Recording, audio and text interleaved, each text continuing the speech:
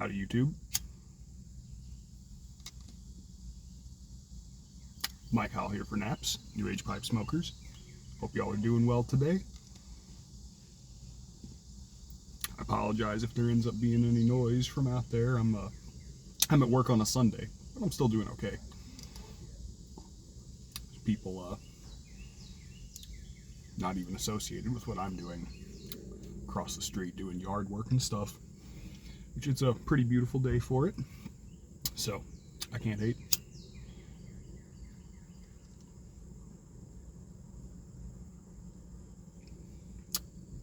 I am smoking, first I'm smoking this neat new cob. It's the, Southtown Ferryman? Something Ferryman, anyway. It's one of the Cornell and Deal Missouri Meerschaum collaborations, and let me tell you, it took me a minute to buy one of these. I really like the shape, but I wasn't the biggest fan of the faux bamboo wood burning on there, but now that I see it in front of me, it's okay. I probably would have liked it a little better without it, to be honest, but even with it, this is an amazingly constructed pipe. It smokes fucking fantastic, and it's kind of like a Country Gentleman Bull's, just a hair bigger, I think. At least it's a hair bigger than mine. That could just be difference between individual pipes and individual cobs. It's got a good capacity, thicker walls than the Country Gent, and the like poker style stem is it's got a very wide draft down the inside, which is almost the size of a 6mm chamber, which allows for the smoke to cool nicely and everything. And this nice acrylic bit, I don't know if you can see that very well. It's like a brown and orange-ish swirl, but it's a great pipe. I'm gonna order a couple more of them, I think. And the first bowl I smoked out of it is the same as what I'm smoking right now.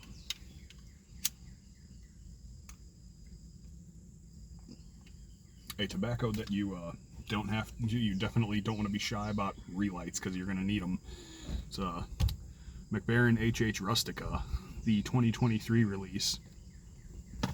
The spoiler, I fucking love this blend. I did the math and I smoked like half of 1% of the tins that came out in 2021, and that was that was after like I couldn't find any more, so I was trying to be sparing.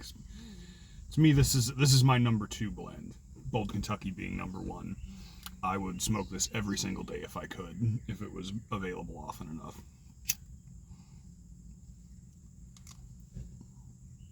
I was going to I tried really hard to save some of my last 10 of the 2021 release so I could do a comparison video, but I failed miserably at that. Been out of that stuff for over a month.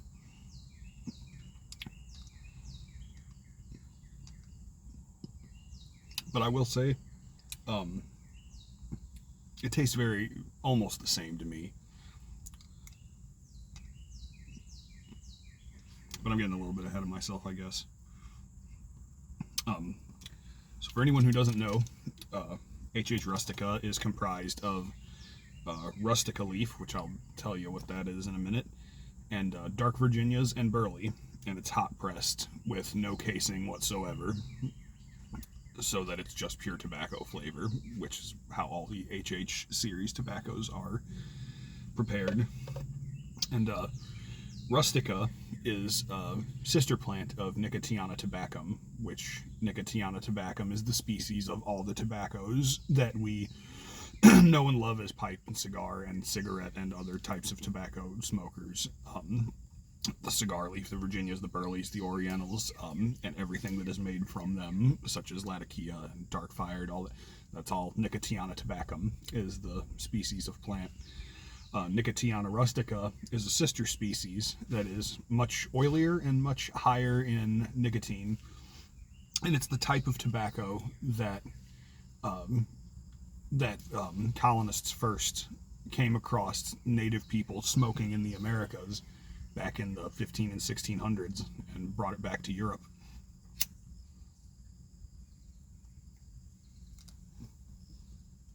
it's not widely cultivated today, because it's not as, there's a few reasons why, and it's the same reasons why it became why the Virginia and Burley tobaccos and the other Nicotiana tobaccos grew in popularity and Rustica fell out of favor.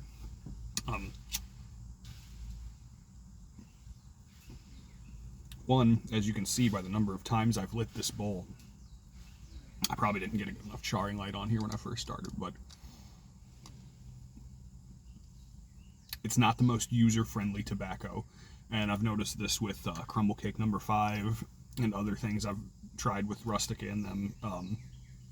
Even if it's hot pressed or even stoved, Rustica is a very tough, oily, leathery leaf. As you can see, this is already, I just lit that and it's already pretty much gone out. So you want to give it a fairly significant amount of dry time. These flakes, let me show you, they're a little bit on the wet side.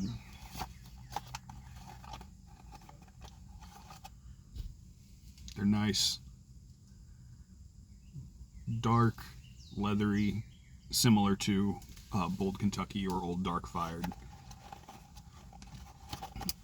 But the tobacco itself is very oily. It's dense, it's leathery, and it doesn't burn as easily as most other tobacco varieties do. So you definitely want to give it, I like most of my tobacco on the drier side anyway, but this stuff you want to let it dry to, you know, bone dry, in my opinion.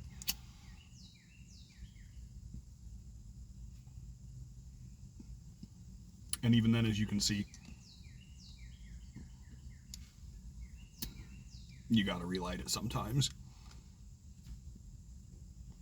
Also, another reason that it's not as popular or as common and fell out of favor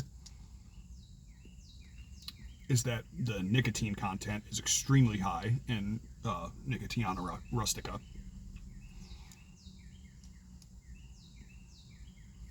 Even mixed with other tobaccos that are not very high in nicotine. This year seems even a little stronger than last year's, I think. This is easily one of the strongest nicotine blends that you will ever smoke, if you're the average pipe smoker. Anywhere in America, anywhere in Europe, anywhere.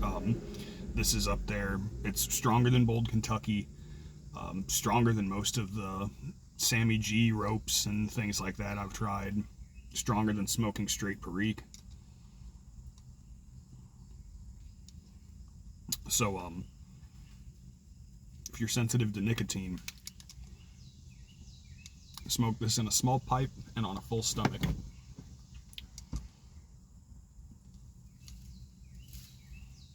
And yeah, I recommend some dry time, because otherwise you'll be relighting it almost every puff. But for all that, it is absolutely delicious, in my opinion. The Rustica leaf itself, it has, to me, it's a slightly, it's sort of floral, but it's like a woody, deep floralness. It's not, it's similar to Orientals, but a little bit more bass notes, I guess, to me. It's a darker, sort of floral. Maybe even vegetal. That could be the word I'm looking for.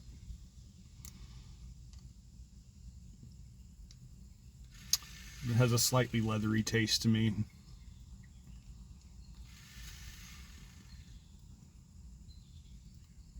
It's really good. I want to get some straight Rustica leaf to try, because I love that it's got a very, very distinct taste. And in any blend, I swear, it's like, it pops out immediately to me. It's like, oh, that is definitely Rustica leaf. There's nothing else that's like it. I said, it has characteristics that are similar to Orientals in some ways, and some that are similar to Burleys. But it's only like a passing similarity, I guess. It's really its own animal.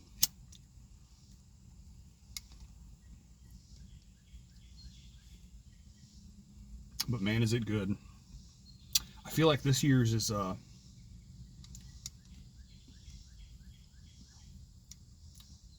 this batch feels a little bit stronger in the nicotine department, and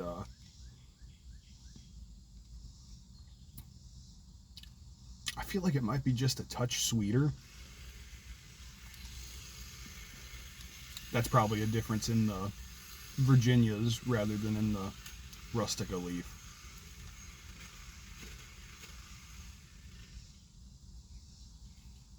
I'm not really sure what sort of Virginias or Rusticas they put in here. It says dark Virginias. It doesn't even say it on the tin description. The tin description is it looks like someone used English translation software. It says 2 branches of the Nicotiana tobacco family is blended. The native tobacco from Virginia and the tobacco we are used to smoke in a pipe. The combination is one of a kind and provide a bold smoke both in taste and strength. Due to the hot press, the natural flavors marry together in its own unique way. And the description on tobacco reviews and on websites that's released by McBaron, it talks about dark Virginias and Burley being hot pressed with it.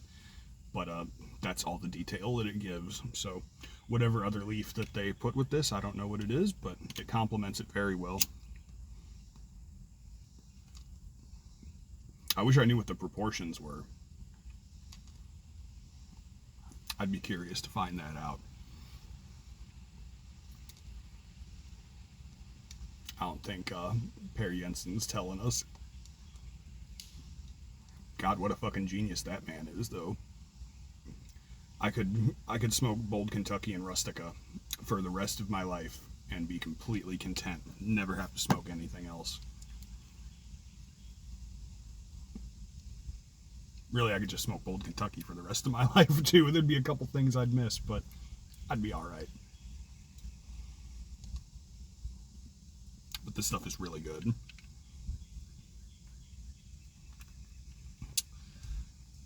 Yeah, Sonny the Piper did a really good review on it the other day and hit most of the points that that you need to know, because a couple people posted in the Naps group saying things like, God, how do you guys get this stuff to stay burning? And things of that nature. And it's not the most user-friendly tobacco. It takes patience and time and a lighter. Or plenty of matches. But I think the rewards are worth the trouble, because it is really good.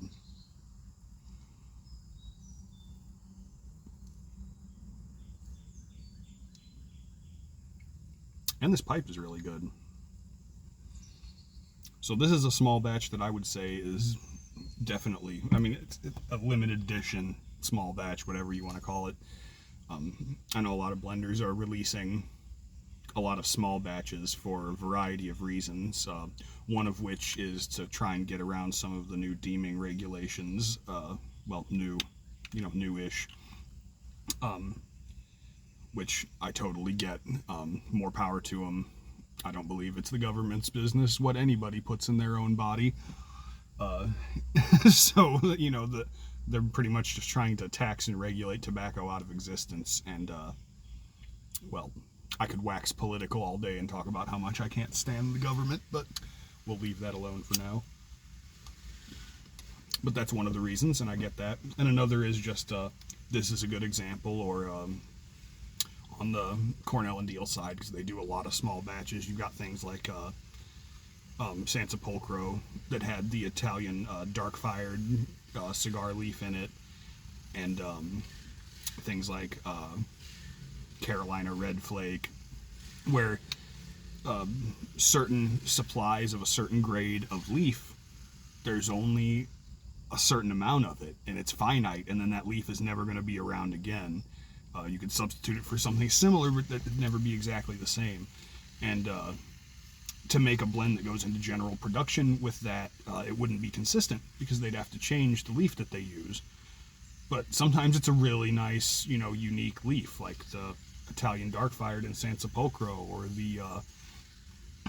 the Rustica leaf that goes into this stuff, or that particular reds that go into Carolina Red Flake, and a blender sees it and they're like, I really want to do something with this, even if, you know, they might not have a completely huge supply of the leaf to put a blend into general, regular, everyday production. And I totally get that. I love the fact that we get to have those blends. I would rather have those blends for a small time and still be able to appreciate them than to never have them at all. So, you know, I can live with the small batch hype for some of those things.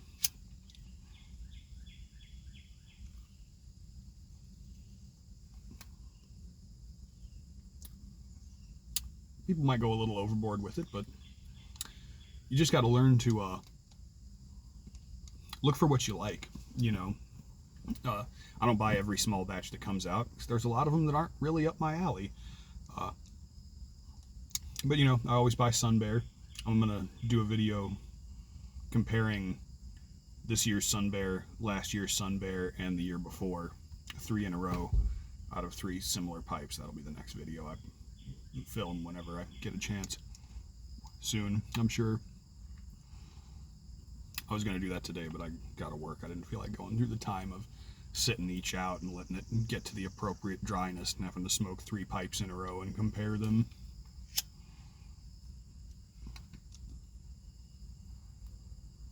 But, you know I love Rustica, so when that comes out, I grab it. And things like the Crumble Cake number 5, I hadn't even really looked at it, but when I heard Ryan talk about it, and he said that it was really good, and I saw that it had Rustica in it, I was like, okay, I need to buy some of that, because I know I'm pretty sure I'll like it. But it was the last one that Seaman just reviewed. Too much Rustica. But whatever that one was, it was just a Virginia Oriental with a little bit of burley in it, and I was like, it doesn't really sound like something that'd be up my alley, so I didn't bother to get any of it.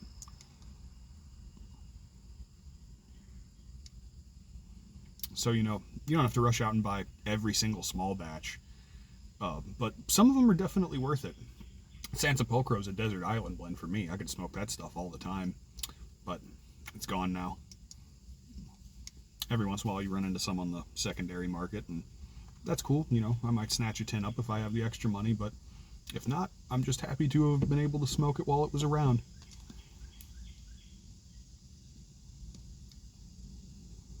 God, this stuff's almost another story, though. I'll buy up every tin on the secondary market of this shit I can find.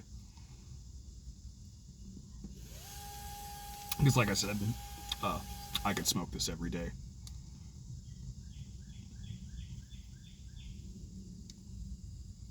I'm not super sensitive to nicotine, luckily.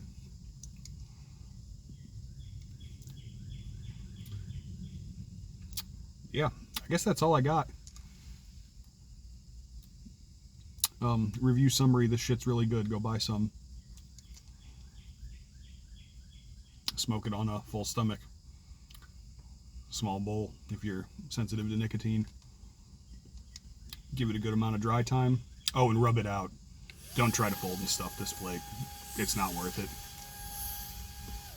You pretty much have to sit there with a continuous flame on it to get it to burn properly. But yeah, it's worth the trouble. It's really, really good. So, I guess I'm gonna finish this bowl of Rustica and then go inside this apartment and get to work. This one was empty. Tell you what, man, these rental cleanouts, the stuff people leave behind is insane. Found this head the other day. You know, everybody needs a little head, right? Lots of other stuff. It can be a blast. But yeah, I'm gonna get to work. Remember, homies, the universe may piss down the back of your neck every single day, but it will only drown you once, so keep your fucking chin up. Later, y'all.